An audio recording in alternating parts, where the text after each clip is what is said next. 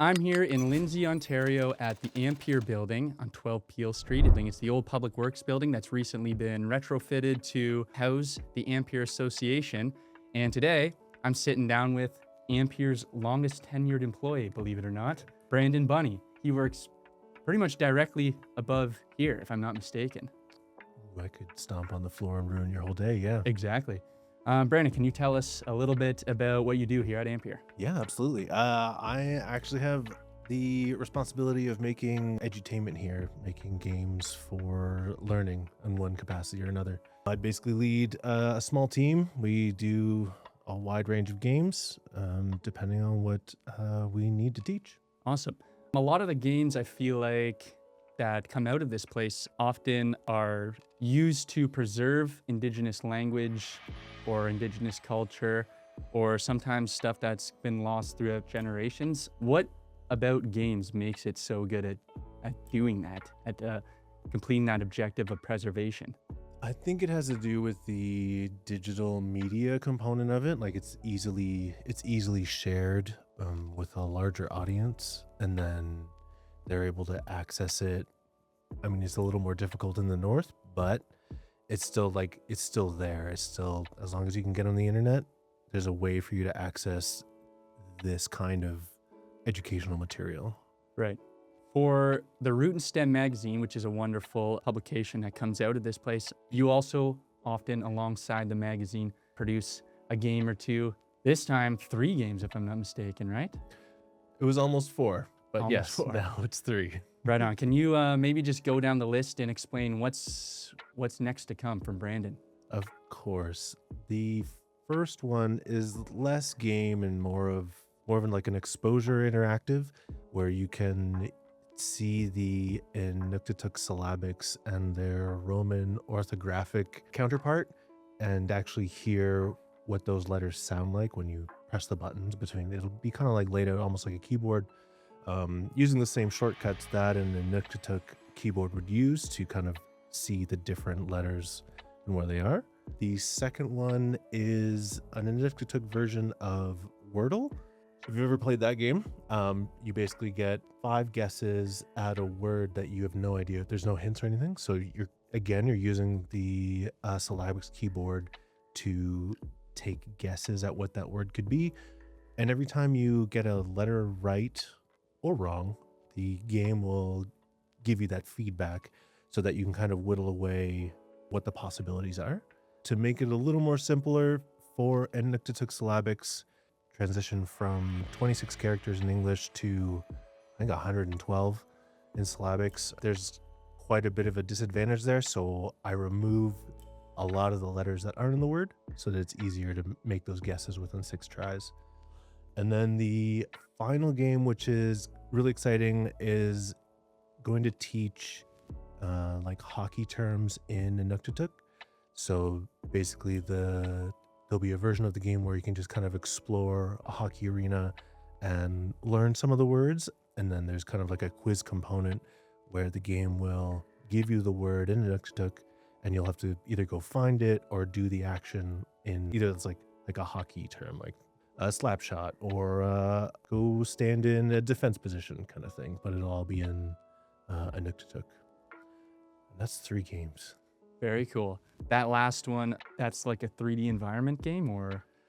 It'll be, I like to mix 3D and 2D. I have an incredible artist who does some amazing work in 2 dimensions. So we keep a lot of the sprites, things with animations, we keep in 2D. The world itself will be 3D. Like you'll have depth in the hockey rink, but you'll be moving around as this 2D sprite. It's an amazing art style. It's like we're taking like an old school art style and giving it like, it's almost like 2.5 dimensions kind of thing.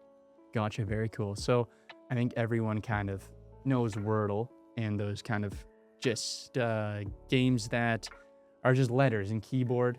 But for the immersive experience games, or the games where you're in like a 3D or 2.5 dimension environment, like you say, how does language kind of appear in those games? I know you've worked on a few of them before, and what are the creative ways language can kind of appear in those kind of games?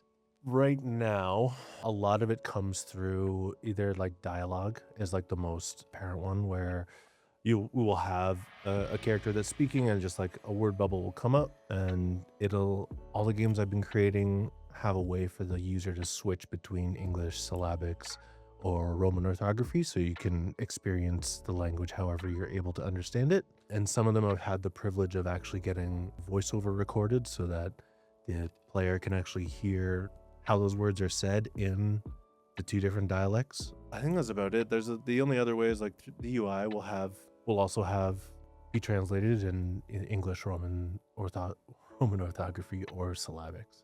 That text on screen, right? Yeah, Gotcha. yeah. Awesome. What is it about games that makes it such a good learning tool as opposed to traditional textbooks and such? I like using games as a tool for learning because it gives the user or player a chance to make a mistake and make that mistake over and over again until they find the right answer. It's kind of like school, but there's no one else really there to like for you to like make you nervous about making the choice. Like it's just your choice on your own time, and then you experience what happens when you get it right and when you get it wrong.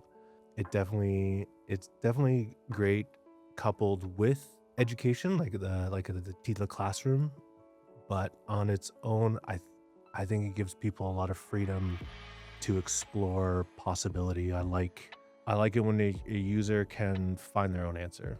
So it kind of blends imagination, creativity, but also that actual learning.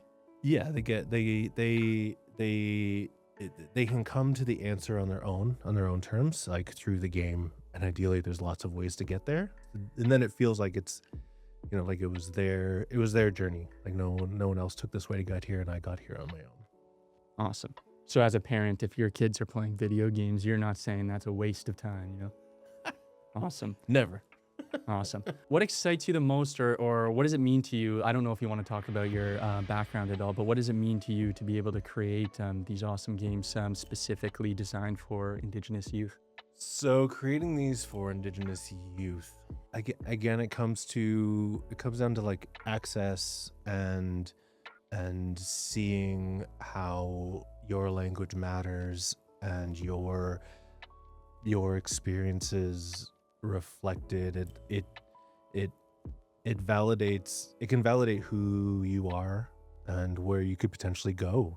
It shows you that it's possible for that person to see themselves in the work, and it's possible for them to like use their experiences to apply to like whatever they may want to do, if that makes sense. Here, I'll ask you another one. This was an awesome question that I was given, and it kind of blends perfectly into, I think, what you're trying to say. Why is it important for Indigenous peoples to be creators and not just characters featured in video games? It makes it okay for their experiences to exist in this medium. It shows them that it's possible for their experiences to influence the things they create if they were to go the way I've gone. And it lets them know they can use their knowledge and apply it to art, writing, anything they do. Like it reinforces that knowledge that they have learned and lets them share it with other people, whether they're Indigenous or not. They get to experience it how they would want them to experience it, I guess. Gotcha, how they intended, right? Sweet. Is there anything that excites you about the future of game design, and how may these things be applicable to the games that you create? What excites me about the future of game design? For myself here at Ampere, what excites me about the future is, like, as we've been going along here, we're starting to make larger and larger things that are more complex and that apply to a larger audience and teach more than just language, like to reinforce like social justice or climate knowledge, or it's using games to do more than just entertain. I think what excites me. Awesome. We'll keep it brief, but one last question. What advice would you give to Indigenous youth that might be looking into getting into a career based around game design or digital media? There are many ways to get there, more than just school.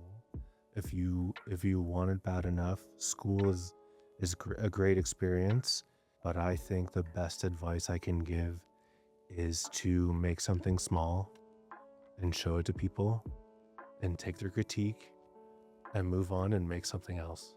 And just don't stop. Whether it was good or bad, you learn from that experience and then you make something else. Always, yeah, just keep moving forward. Brandon, Bunnie, it was a pleasure, my friend. Thank you, John.